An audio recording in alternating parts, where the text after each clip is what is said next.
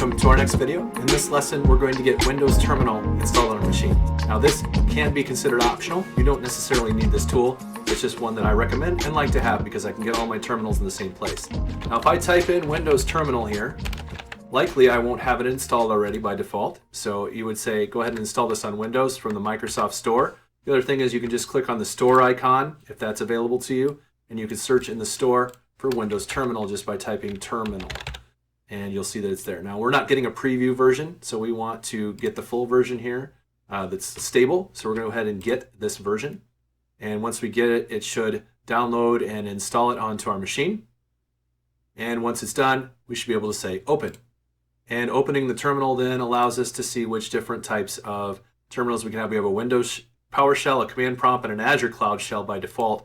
And what we can see is that the current version of PowerShell is actually going to be version 5. So that's PowerShell 5, and that's fine. And this is our normal command prompt, which we saw before. We could just do our code dot again and prove that it works just fine. But we want to get PowerShell 7 on our machine as well. This is also optional, but highly recommended. So as a developer, I'm likely going to use PowerShell to do a few things in the Azure space or within my own Windows scripting environment or whatever I might do. So I want PowerShell 7. So I'm going to go ahead and type in PowerShell 7 download here in the top here, and then find the installing PowerShell on Windows. And then ultimately this is about a 3 or 4 click. So I want the MSI package here. Let me go ahead and zoom in real quick just to highlight that. We're going to do the MSI package so that we can just install it directly that way. And the MSI package allows us to have PowerShell 7.4 for 64-bit or 86, which is the 32-bit machine. Obviously, I'm assuming most people have a 64-bit machine at this point, so you want that. If you have a 32-bit machine, you would have to use the x86 version, but most of us are likely on an x64, so we're going to do that. And I'll go ahead and get that MSI downloaded here. You can see that it's downloaded, and I'm opening my downloads folder, and I'm going to go ahead and double-click it to get the PowerShell installation started. So I'm going to go ahead and also close Windows Terminal real quick, just so that hopefully it will automatically install itself into Windows Terminal. We'll see what happens. So I'm going to just hit next here. I'm going to leave the defaults again. I'm going to zoom in just for fun, but ultimately we're just C program files PowerShell.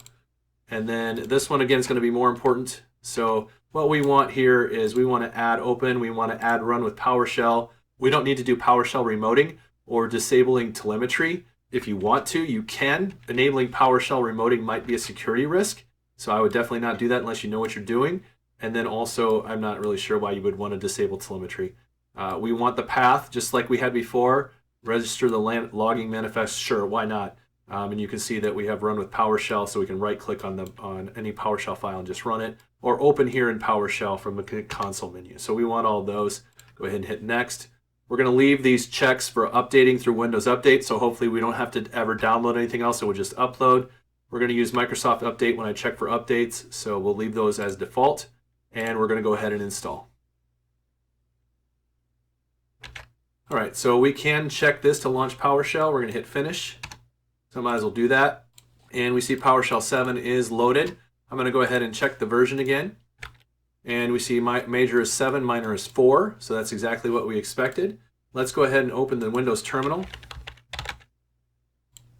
And in the terminal here, let's see, do we have PowerShell 7? We do. It's right here. So we can hit PowerShell 7 and again hit the PS version. And we see that we have it both now side by side. Both version 5 and 7 are installed. So I'm just going to try right-click and run as administrator. So you can see you can actually open that as an administrator at any point if you want to as well, because that's likely going to need to happen when you get into some more advanced scenarios. So just be aware that you can do that. So far we have PowerShell, Command Prompt, Azure Cloud Shell, and the other PowerShell. And if you want to change what those say, you can go to your settings, and under your settings, hopefully you'll see different things down here. If you don't, if you just see a JSON file, it's a little bit more tricky to work with, but it is something you could use. And you would be able to change things. So here's the name of it. If I want to change this to PowerShell 7, I can do that right there. And PowerShell 7 will now appear in my dropdown. And Windows PowerShell, I'm going to change that one to PowerShell 5. You don't need to do any of this, of course. I just wanted to show you that you could. So you could maybe change your mind and do that later. So if you want to run a PowerShell 5, notice that that's running as administrator now, no matter what I do. interesting. So, okay, but that proves that we have Windows Terminal, and we were able to get PowerShell 7 and PowerShell 5 running side by side on Windows Terminal on our machine. Thank you very much. We'll see you next time.